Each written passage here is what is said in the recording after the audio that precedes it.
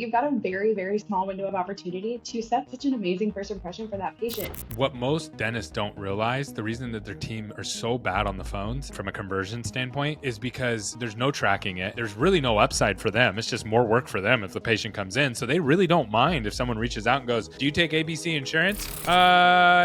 Yes. Okay, thanks. Have a good day. With those unanswered calls rate, a good metric to look at is 10 to 12 calls per hour per team member is the average for a call team. So team members in a call center environment doing nothing but taking new patient phone calls and welcoming patients to the practice. Welcome back to another episode. My name is Gary Bird. I'm the founder of SMC National, where we help you create, convert, and close more new patients so you can grow the way that you want. But you know what? You can't grow if your team is missing out on 85% of your new patient opportunities on the phones. What do I mean? 35% is the average unanswered call rate in the dental industry, and 50% is the average conversion rate for marketing new patients. I know it's crazy. How does dental offices even survive? With that, that's the average. Your office is probably doing that if you're not tracking it.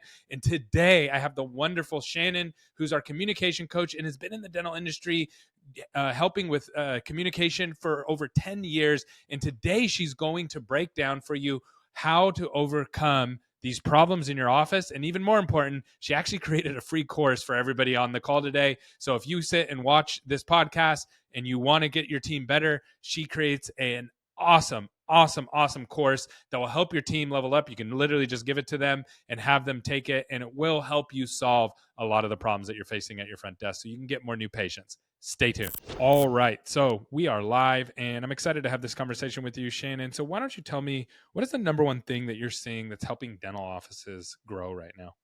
The number one thing I'm seeing is really leading into your front office team and seeing how new patient phone conversion is going. A lot of offices actually have a higher unanswered rate than they are aware of. And when they lean in with those team members and talk about new patient conversion and create a really strong mindfulness around it, you're able to convert anywhere from 75 to 80% of your new patients. Yeah, phones is huge, right? So the way I kind of look at marketing is you have all these efforts that go on in the office to create opportunities that come to the dental office. And then you have all this work that happens inside the dental office. You have the treatment. So you have your treatment coordinators, your doctors, your hygienist, your whole team in there, everything going on. And the part that connects those two is your phones. And the scary part is that 80 to 85% of new patients are lost on the phone. So most people don't realize in the dental industry, 35% unanswered rate is the average.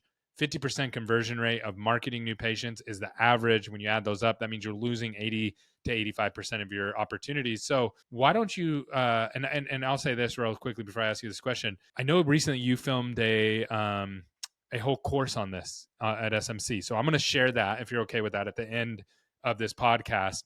But why don't you go into some of the things that you cover in that course that helps people not lose 80% of their new patients? Yeah, absolutely. I hope that that course is really helpful.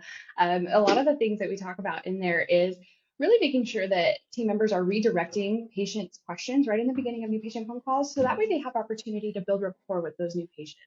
They say it takes 2 seconds to create a first impression and up to 8 touch points afterwards to change it if you don't like the one that you've left. So it's really important to make sure that team members are finding an opportunity to set the first impression that the practice actually wants to have.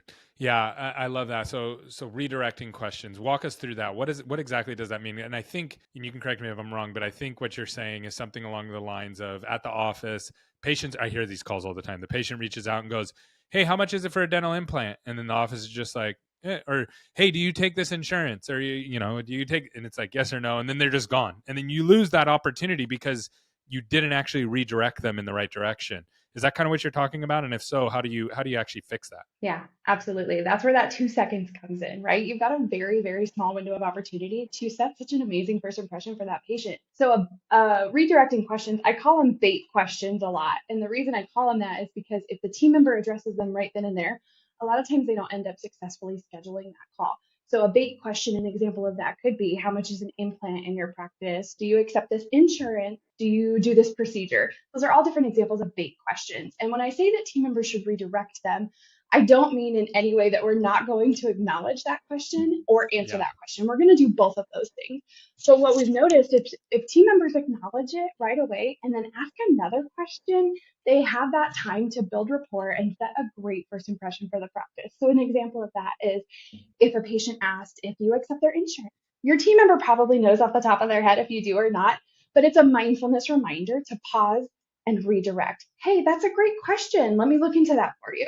While I'm checking, who do I have the pleasure of speaking with today? Now you have a very conversational phone call with this potential new patient. Yeah. And a lot of times there's two things that happen. Number one, what most dentists don't realize, the reason that their team are so bad on the phones is, and when I say bad, I mean from a conversion standpoint, is because there's no tracking it.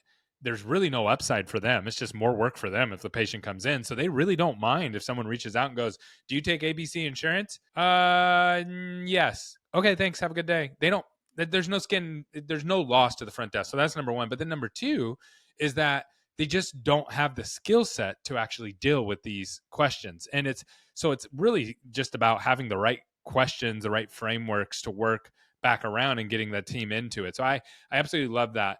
What else do you see that really helps get the team across the line?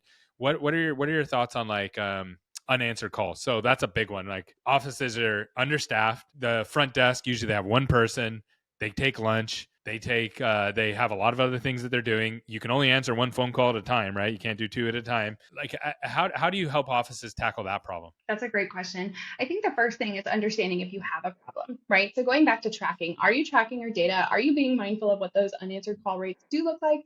Have you done a schedule audit to see if you have any unanswered calls that are coming in during those times where you do have everybody out to lunch and maybe you need to change up some coverage? But more than that, with unanswered calls, the schedule audit we've seen be a really, really big thing. A lot of teams, you become really tight knit with your team, right? You're in a dental practice for 40 plus hours a week. You get to know each other very well. A lot of times team members enjoy doing things like taking lunches together or those little breaks in the day. That's great. And that's so fun when it can happen, but it can't happen at the expense of nobody being at your phone, right? We have to make sure that there's somebody there to take those new patient phone calls. So that way we can get them in and meet the team. With those unanswered calls rates, a good mindful like metric to look at is 10 to 12 calls per hour per team member is the average for a call team. So team members in a call center environment doing nothing but taking new patient phone calls and welcoming patients to the practice. That's for a call center environment. So we do have to keep in mind that team member up at the front desk who is taking new patient phone calls, checking in and out patients, answering doctor or hygienist questions behind Yeah, they them. can probably Maybe do a they need a fraction lunch of that, break. right? Yeah. Yes. So we do have to keep in mind that the team member that is patient facing in the practice will have a different ability in that sense. Yeah. What are your thoughts on like outsourcing? Because I know a lot of times, so there's a couple of different ways. I was actually at a dental conference recently, and I was telling somebody, you can actually outsource that, and they were like, I've tried outsourcing it, and it's like didn't work. And I'm like, well, how'd you outsource it? Oh, I outsourced it to a company in the Philippines. And it's like, okay, that's not what I'm talking about. I'm talking about hiring somebody on your team who's part of your team, who you train, who follows your scripting. And yeah, they might be out of the country, so you're paying them $1,000 instead of $4,000. Plus, you're not paying taxes and health insurance and all these kind of things. So it's substantially cheaper, like 5 times cheaper. And but the worry that most doctors have is, are they going to be able to answer the phones and convert these people? What are your thoughts on that front? My thoughts on that are yes, they can. I've actually seen really, really great results in the dental industry with outsourcing your new patient calls, and not just new patient calls, but other things like recare or insurance or different things like that. If you've got a very busy practice and you've got patients in the practice with those team members that are patient facing, taking that off of their workload, I have seen it be very, very helpful for a lot of teams because it makes it where they're able to really dive into that new patient experience when they come into the practice. They're not worried about sitting on insurance on hold for 45 minutes. They're not worried about if they can greet that new patient because they're on the phone with another one.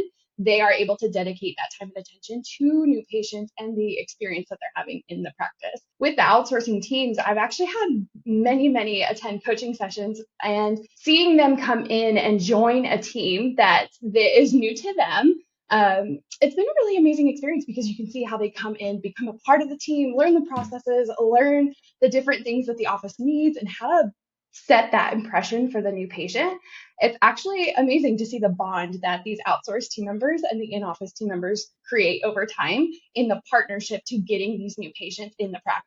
Awesome. Okay, so I want to share with everybody here the course that you created, because I think the information that you're sharing is great, but I honestly, a podcast is good to bring awareness, but it's not going to help your team level up. So a lot of the people that are listening right now um, are on they own 5 practices, 5 to 10 practices. They got a lot of phone calls coming in, so I want to share this with them, and it's free, right? I think we did it for free, right? We did. Okay, awesome. So it's totally free. Here's the website. I'm going to give you the URL. The URL is go.dentalmarketingmanager.com/phone dash scripting. I'll say that one more time. I know it's a long URL, but if you're watching this video, then you'll see the website. And also down below, you'll have the link. But if you're just listening as you're driving, rewind this and write this down. It's go.dentalmarketingmanager.com/phone dash scripting. And what are people going to get in this course that will help them really level up? We go through so many different scripting examples in that course. There are verbiage examples you can take back to your team to really customize a script that fits the first impression that you're aiming for. And I encourage people to get their team involved in that. A question I love to ask during coaching sessions is, when you take new patient phone calls, what's the goal for your tone? How do you want to sound when you take these new patient phone calls? I encourage people to ask their team that to get their answers, and see how they're feeling, what that goal is for them. And then incorporate that into your scripting. There's so many examples in here that you can take to make sure that your team has a very strong opening, a first impression. We call it a 5-star greeting here at SMC National. So in this boot camp session, you will learn how to create your own 5-star greeting, essentially, to make sure that team members are redirecting bait questions, quickly building rapport, and controlling new patient calls in order to lead them to scheduling. That's awesome, Shannon. As always, great job. You always do a wonderful job at breaking this down, making it simple so we can all understand it. And I appreciate you coming on and sharing your genius with the world. Absolutely. Good luck in your new patient conversion, everybody.